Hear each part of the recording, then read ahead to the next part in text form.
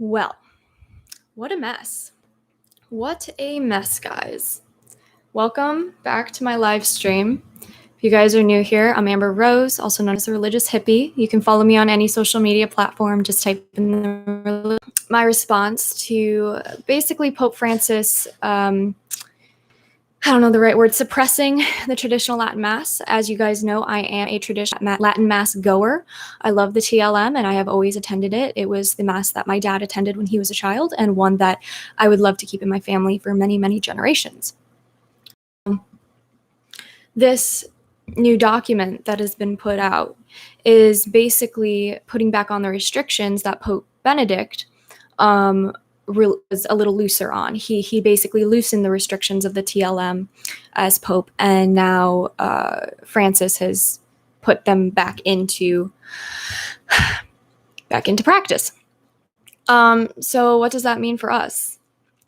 I think this is my own interpretation. You guys can say what you want.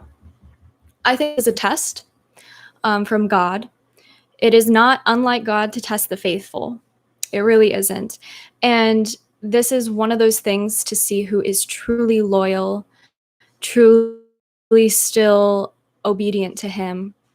And I mean, the number of faithful Catholics is declining. The amount of Catholics that actually go to church, receive their sacraments, practice true Catholicism, that is declining. And yet it's increased in my generation. My generation is the one who is going back to the TLM, receiving the sacraments and doing all of those things. Now, this is not the easiest topic to discuss, and I think that's mainly just because so many people are split as it is. And the thing is that I don't think the TLM is the issue, because there was a mass before the TLM, before the 1580s area. But the TLM is about as traditional as you can get these days. However, that was not the cause for division, unfortunately. Actually, one of my friends, she just texted me and she put it in a really good way that I think you guys might understand as well. So this is what she said. Truthfully, I don't think the traditional Latin Mass is causing the division. There is no need to suppress it. The issue is the Novus Ordo, but it seems there is a deep spirit of pride in the Vatican in acknowledging any fault they may have had in what has become of the Church.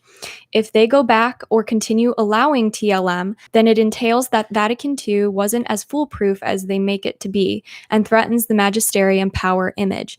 It's actually disgusting that they would hide this under the gaze of unity when there is something deeply wrong with this decision. And I think she just put it so perfectly, honestly. And here's the thing, is that I'm not really sure how to explain this, but I think in general, the TLM, again, is not the issue. It is not the issue. And in fact, my church just got the TLM, and we've had more parishioners show up to that than the Novus Ordo. And I do think there is a deep-rooted seed of pride in the Novus Ordo, Mass. Even though it is one that I have attended, and it's very reverent Mass that I have attended. But for modern churches, I believe there is this deep-seated pride that this is the only Mass that is acceptable. And if I'm correct, in the document, it says that under the new law, bishops must also determine if the current groups of faithful attached to the old Mass accept Vatican II. These groups can no longer use regular parishes for their masses. Instead, bishops must find an alternative location for them. Okay, if you're trying to create unity, this is not the way to do it. Okay? This is not how you create unity. These groups can no longer use regular parishes for Mass. Instead, bishops must find alternative locations for them. I'm sorry, but if you're trying to create unity, I don't think that's the way to do it. Honestly, You think that you're going to create unity by causing more division, by getting rid of a mass that has become extremely popular among my younger generation, a mass that we have actually asked for and has been brought back, a mass that in general so many people are hungry for. You are going to create unity by singling those people out, which is probably, even though I think a majority of people still attend Novus Ordo just because TLM is not nearby to them, you are going to single like half of Catholics out because of the fact that what? You're scared? You're scared of the traditional Latin Mass? You're scared of Latin? And I'm not talking about Pope Francis in general. I'm talking about everyone who is brought towards this decision. And I'm sure Dr. Taylor Marshall will come out with a video. Actually, I think he already has one scheduled for 12. But that's how you're going to create unity. Okay. All right. So that's how you're going to create unity. It's not the way to do it. It's not the way to do it. And honestly, there has been such an uproar of people being upset over this decision. Not just TLM people, but also Novus Ordo people. I have had multiple Novus Ordo friends come to me and be like, this is not right. This is disgusting. This should not have happened. Like, we need to fight this. We need to fight back on this. And absolutely. But as I said in the beginning, I do believe that this could be a test from God. And that's my own personal revelation, I guess you could say. I do believe that God tests his faithful. I do believe that he tests those to see who are truly devoted to him, who will stick with the faith, who will observe still Sundays, and who will still receive the sacraments, and who will find good priests. All of these things, God will test us on. And those who leave the church, those who are in schism, become apostates, whatever it might be, those people who do that, that is on them. But this is how God weeds us out, so to speak. And weeding out is not a bad thing. People think that's a bad thing. But you would rather have 12 strong Catholics than over 200,000 weak Catholics. You would rather have a small group of devout Catholics who are willing to sacrifice and do whatever they can for God and their faith than you would have some lukewarm Catholics, maybe kind of devoted to their faith, maybe kind of not. And that's the truth of it. And so it's not unusual for God to test people, especially his faithful. He gives his hardest battles to his strongest soldiers. And right now we are in that battle, spiritual, mentally, physically, like we are in a battle. And whether we like it or not, we need to continue persevering and having faith that God will still see us through, because God will protect us. Those of us who are faithful, those of us who stay true to the commandments, those of us who continue observing holy days and continue receiving sacraments and continue prayer life and continue praying the Rosary, Divine Mercy Chaplet, those of us who are devout, faithful, he will protect us. And at the end of the day, if this is in God's will, God will not allow anything to happen to us that is not a part of his divine will. That is not a part of something that will come, that will be better. In everything, we need to trust in God and put it in his hands, that no matter what happens, we will continue to stay faithful to him, that we will not leave his church, and we will continue practicing our faith as it was meant to be by the Catholic Church. And there is such a thing where you can do, it's basically civil disobedience, so to speak, which means if somebody tells you to trample.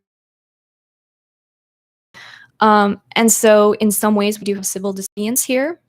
And I know a lot of people that will go underground for their TLM if their bishop does decide to remove it, me being one of them.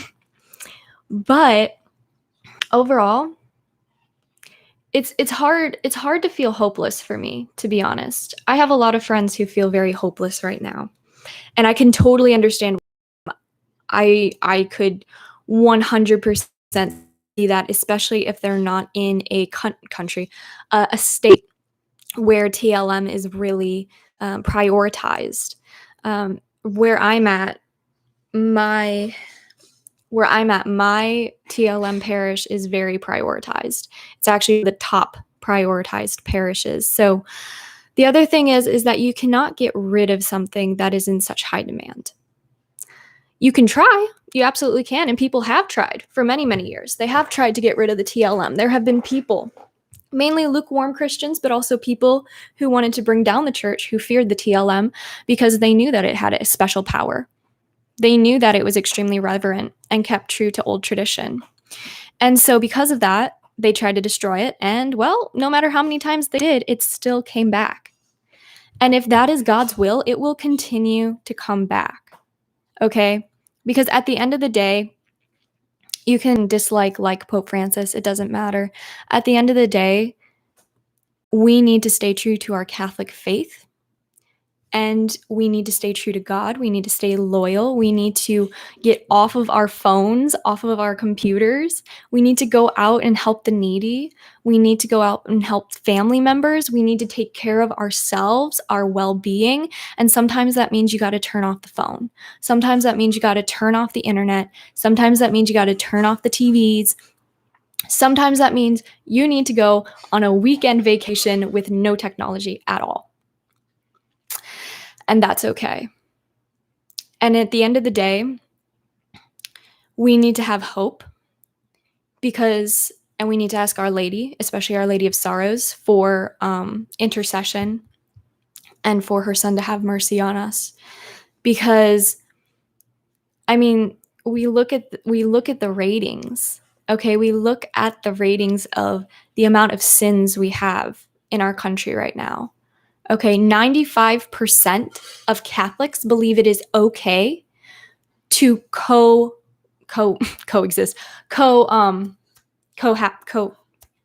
live together. Okay, 95% of Catholics believe it's okay to live together before marriage. 70-something% says it's okay to have contraception. It's no surprise that this is where it's led us to. And there's probably much more that we will have to go through. This is just a small little sliver of the suffering we might have to endure in our lifetime to bring the church, and everything, our family, our friends, the world back to Christ.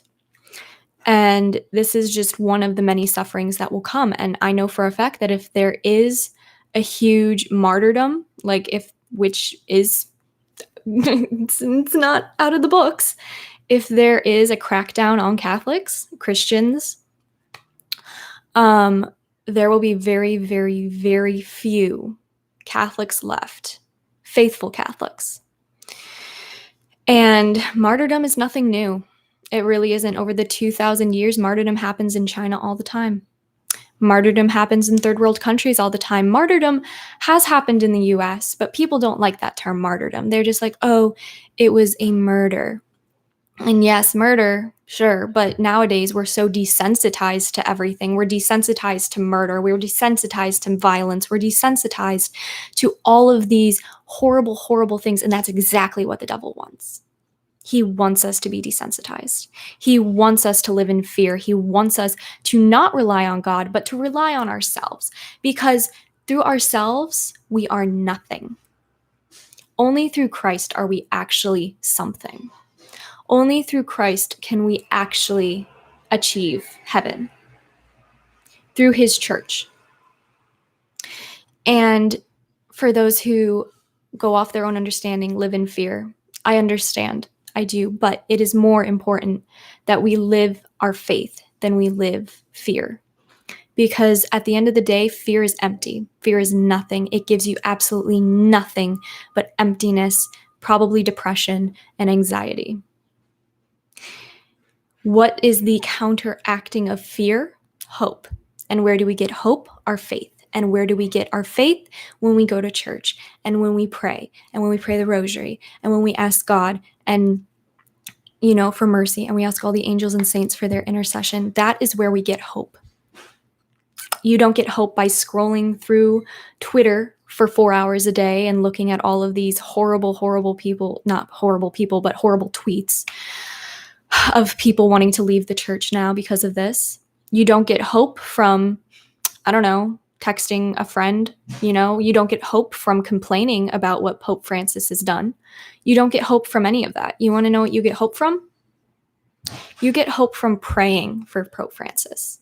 You get hope from praying for those who have left the church or plan to leave it because of this issue. You get hope when you fulfill God's will in your life, no matter what that means, no matter if that means suffering, no matter if that means we have to go through another martyrdom, a big martyrdom. Was it Carlos?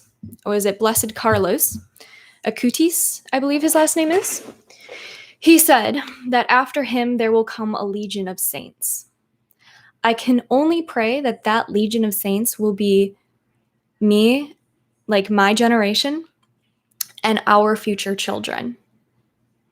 That is truly what I pray for and that I hope for, because that is what, and I don't know if he means legion of saints as in like there's going to be a huge martyrdom, or if there's going to just be like a renewal of traditional Catholicism, or what that might be. But usually great saints come from great suffering.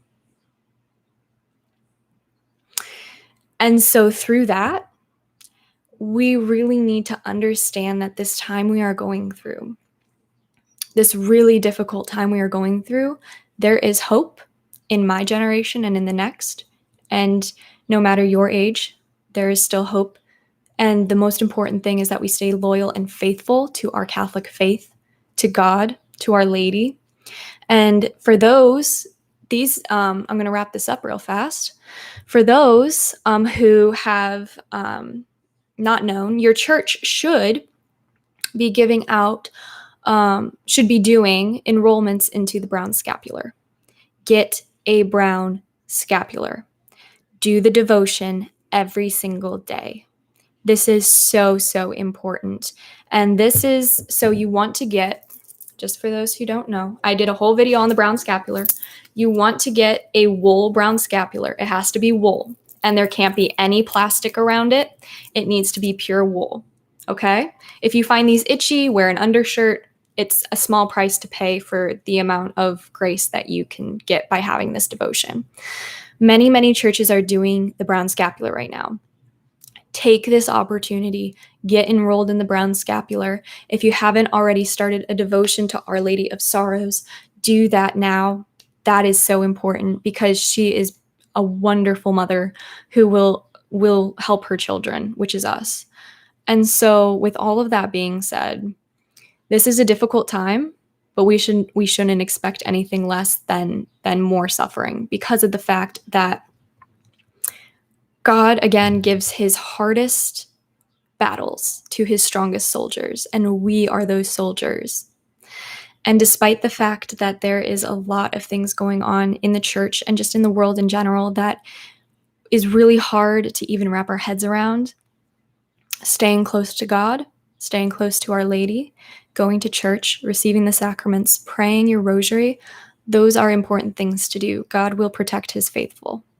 So, with all of that being said, I hope you guys are handling this okay. Twitter and Instagram and just everything, because they just cannot handle mood.